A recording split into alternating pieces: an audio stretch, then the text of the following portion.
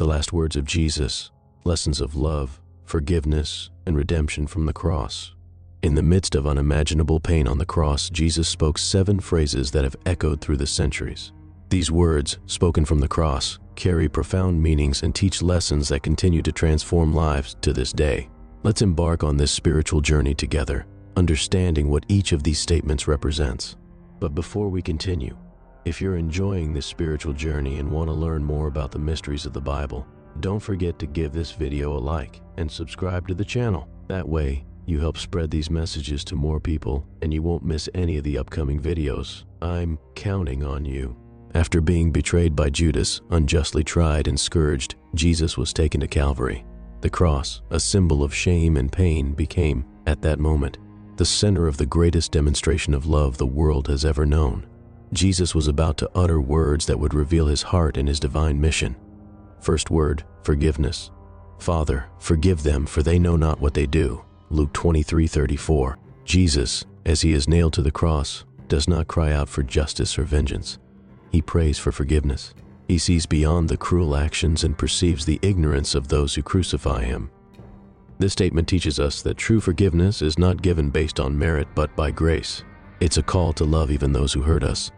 Jesus knew his mission was one of reconciliation and that, through his death, he would open the doors of salvation. His forgiveness extends to all of us, inviting us to let go of resentment and hatred. Second word, salvation. Truly I say to you, today you will be with me in paradise. Luke 23:43. In his final hour, one of the thieves crucified alongside Jesus cries out for help. Jesus, even in agony, offers him the promise of paradise. This scene shows that it is never too late to seek redemption. Salvation is not about good deeds, but a sincere heart that turns to God. The thief had no time to correct his mistakes, yet he found grace in his final moments. The message is clear. Genuine repentance is always accepted by God. Third word, family care. Woman, behold your son. Son, behold your mother. John 19:26-27. Even at the peak of his suffering, Jesus does not forget his mother. He entrusts her to the care of John, his beloved disciple, creating a new family. This scene touches the heart, showing that Christian faith is not just a relationship with God, but a relationship of caring for one another. Here, Jesus establishes a new community of faith, where spiritual bonds are as important as family ties. He teaches us to care for those around us, even in the darkest times. Fourth word, abandonment. My God, why have you forsaken me? Matthew 7:46. These words, echoing Psalm 22, reveal the moment of Jesus' greatest suffering. For a brief instant, he experiences the full weight of humanity's sin. The abandonment he feels is not a lack of faith, but the sense of separation caused by carrying the world's sin. Jesus, who never sinned, felt the separation caused by sin in our place. This statement reminds us that Jesus understands our pain and despair. He identifies with our suffering so that we might experience reconciliation and peace with God. Fifth word, thirst. I thirst. John 19:28. In the midst of his physical agony, Jesus expresses his thirst. It's a reminder of his humanity, for he fully experienced the pain and suffering we all face. But there is also a spiritual meaning.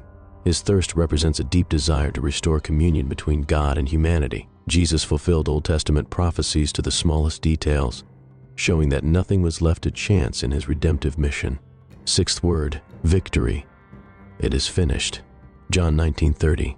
These were not words of defeat, but of victory. Jesus' mission was complete. He had endured the pain, resisted temptation, and paid the price for humanity's sin. It is finished means the barrier between God and man was broken.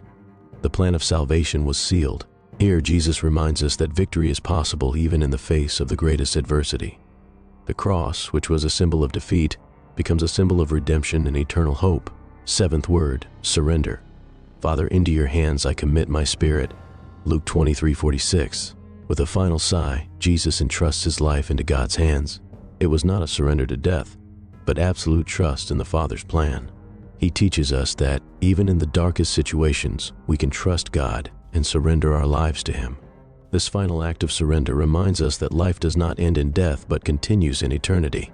Jesus knew that, by surrendering his spirit, victory was already assured.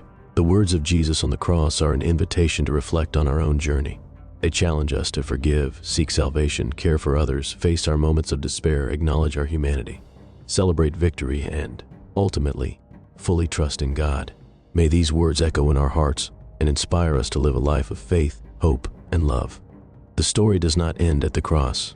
Jesus conquered death, and his love still lives, inviting each of us to a transformation that only he can offer.